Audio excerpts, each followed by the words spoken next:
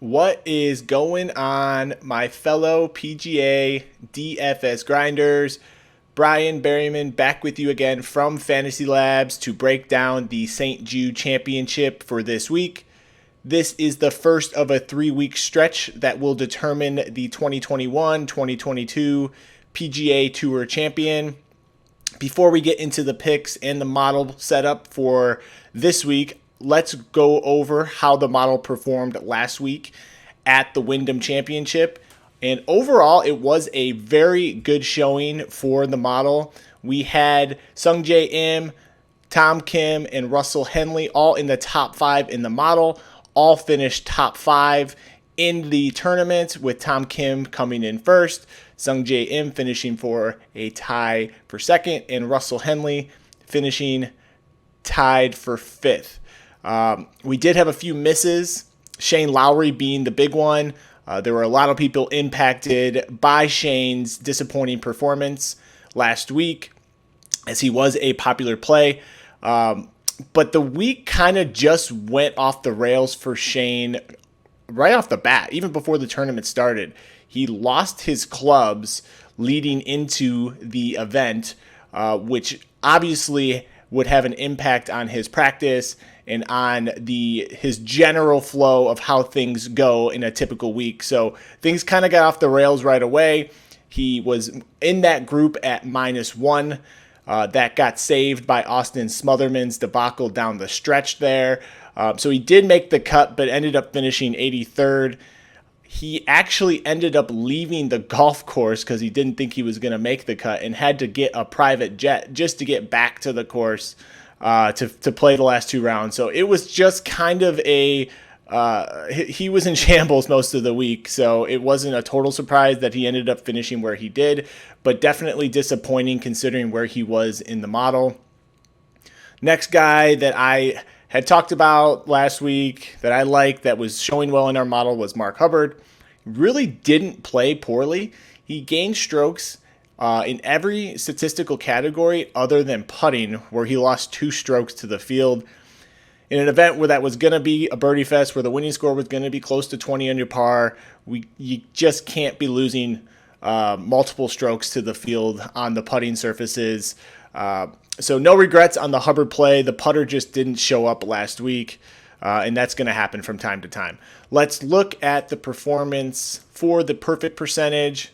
Again, another great showing, as we had Sungjae Im at the top of the perfect percentage. He finished for, like I said, tied second. Henley finished tied 5th. He was second in perfect percentage. And Tom Kim was down here at 13%, still here in the top 12 to 15 guys. So again, another great showing for the FantasyLabs perfect percentage and for my model last week. Let's get into this week in the changes to the model. Just looking through the strokes gain correlation matrix for this week. For those that aren't familiar, every week I plot the strokes gain total numbers against all the different strokes gain categories at the historical event, going back 6 to 7 years, however much data I have. And it plots the players' strokes gain total numbers on this chart here on the left against all the different stat categories, and tells us how correlated each stat will be for the week.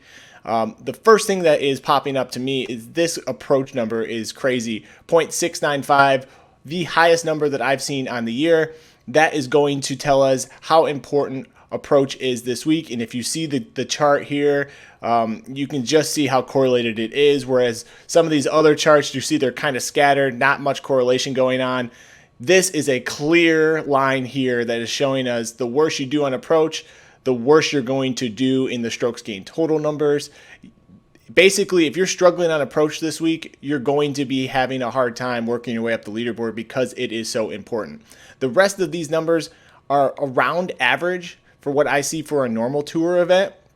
I will say, though, we do need to be paying attention to strokes gained off the tee. In particular, though, we want to be focused on driving accuracy this week, as there are a ton of hazards that we need to be worried about at this course. So let's dive a little bit more into the details of this course. It is a 7,244 yard par 70.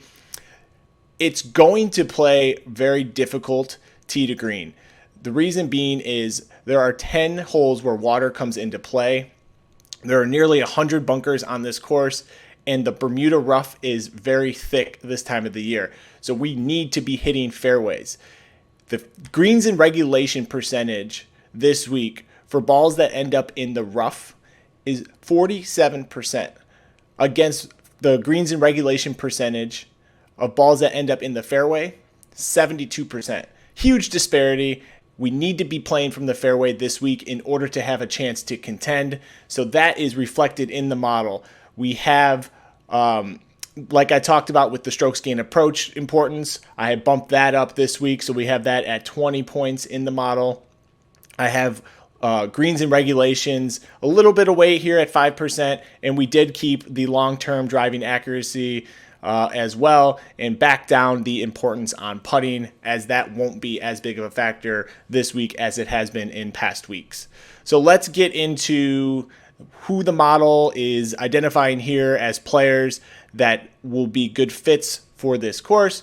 The first one that I wanted to talk about here at the top is Xander Schauffele, down here at 10,600.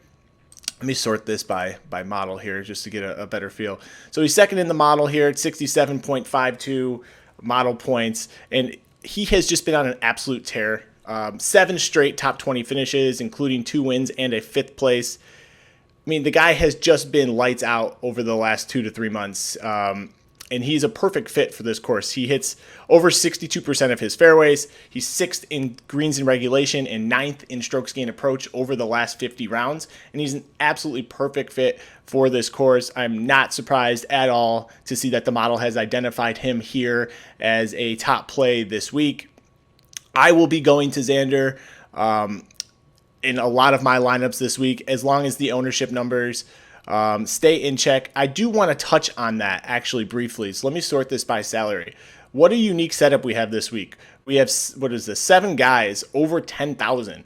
I don't know if I remember a week where there was that many guys over 10K in salary. So what that's going to do is most likely spread the ownership out across the board, because it's hard to make lineups when you jam 2 of these guys in, and putting 3 of them in there is essentially impossible. So it's going to naturally just spread the ownership out, which is actually kind of nice because it will allow you the freedom to just play the guys you like best up at top. You don't really have to necessarily worry too much about the ownership. Definitely keep an eye on the ownership. If some players tend to spike and other players tend to go overlooked, that may be something you want to consider. But just in general, I think what's going to happen, and what I have here for the projected ownership numbers, is the ownership's going to be pretty spread out at the top this week, which should allow us some freedom to play whoever we want, which is actually kind of nice. All right, let's continue down the board here to some other players that I'm really liking this week. Russell Henley. You guys know how much I love Russell Henley. He's a great fit again for this week. Unfortunately, last week he just didn't bring the putter. He led the field in strokes gain approach. He was 3rd in strokes gain tee to green, so we nailed that part. He hit over 70% of his fairways. It was everything that we had talked about. Unfortunately, Russ just did not bring his putter to Wyndham last week, which was unfortunate. But he did finish top 5.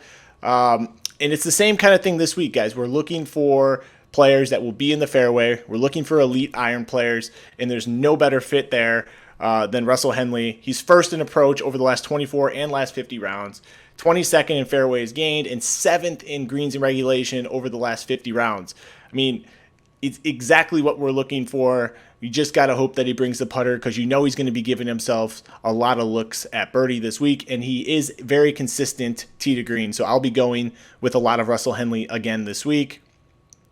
Next guy, Corey Connors, same kind of profile. Again, I'm looking for elite ball strikers, and when you think elite ball striking, Corey Connors is definitely on the short list of guys on tour that I want to be rostering in weeks where I'm focusing on that skill set. It's important every week. Obviously, ball striking is going to be where the elite players are gaining most of their strokes, because it's where they're most consistent. I understand that. But on a week where there is so much trouble off the tee, you just have to be in the fairway consistently in order to compete.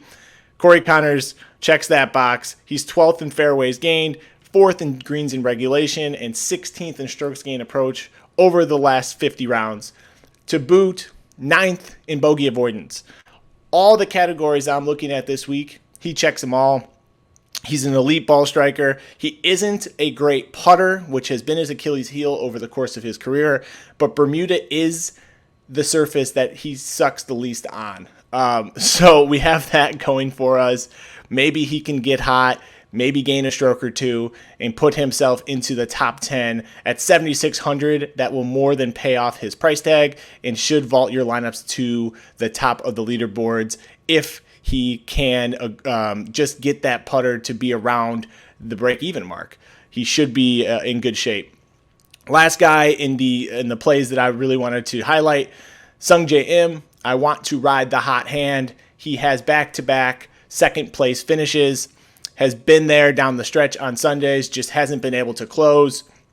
But again, elite ball striker, very consistent player, tee to green. And I want to continue to harp on the importance of that this week and why I am highlighting these types of players.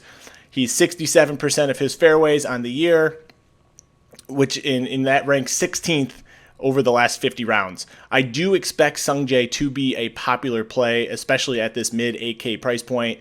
It's just a perfect setup when you're playing one of those top guys. Then you can play one of the guys in the mid 8K range and then drop down into the 7K range. So I do expect Sungjae to be popular as long as the ownership stays somewhere in the mid to upper teens. I think I'll be interested. Once we go across the 20 to 22% range, that's when I will hit the pause button. I don't think he'll get there. This field is so stacked that it's hard to imagine many players getting above 20% ownership. But definitely something to monitor as the week progresses. Make sure that you are checking FantasyLabs for projected ownership updates throughout the week, especially on Wednesday. Let's move into the players I will be fading. And this section is pretty spicy this week. I won't lie to you. To win GPPs, like we talked about, you not only have to identify the players that we think will do well, we also have to fade the players that we think will not do well and those that will be popular. So these will feel uncomfortable, but it's part of the game and it's part of how we make our way to the top of the leaderboards. The first one here is Jordan Spieth. It's always an uncomfortable fade. He's just so good around the greens and on the greens with the putter. He can get hot any week. And that may happen this week, but I'm willing to take that risk given how important fairways and ball striking is going to be this week. I just have other guys in that price range that I feel more comfortable with. When we're talking about Spieth, he's only hit 57% of his fairways on the year. And when there's 10 water hazards, there's thick rough, there's bunkers everywhere, I just don't feel comfortable paying 9,100 and likely 12 to 15% ownership on a guy who I know won't be in the fairway much more than half of the time. For this course, that's just not going to be the recipe for success. Again, I wouldn't be shocked if Jordan Spieth pulls out his magic and starts chipping in from all over the place, hole and putts from 60, 70 feet away. That's just what he does. But from a statistical standpoint, he's just not the fit that I'm looking for this week and someone that I am comfortable fading. If he whips out the magic stuff and beats me this week, so be it. The next guy who I have heard a lot of chatter about on Twitter so far this morning, Sam Burns. I don't know for sure how popular he's going to be. Again, he's in that mid 8K range, but he did have a second place finish in this event. So I do think that is going to hold some water with some people, and I do believe that enough people will click on him to make this a viable fade. Again, it's a scary proposition to fade a player that is this elite with his approach game, especially on a course that is going to require elite approach game. I get it. I just talked about the importance of strokes gained approach, and Sam Burns is elite in that category. But at the same time, he is not a very accurate driver of the golf ball. He ranks 113th in fairways gained over the last 50 rounds, and he's 59th in bogeys avoided. So he gets himself in trouble off the tee. He definitely does. He's not the greatest scrambler when he misses greens. His success will come this week if he is hitting fairways. If Burns hits 70% of his fairways this week, this is not going to be a good fade. I'll tell you that right now.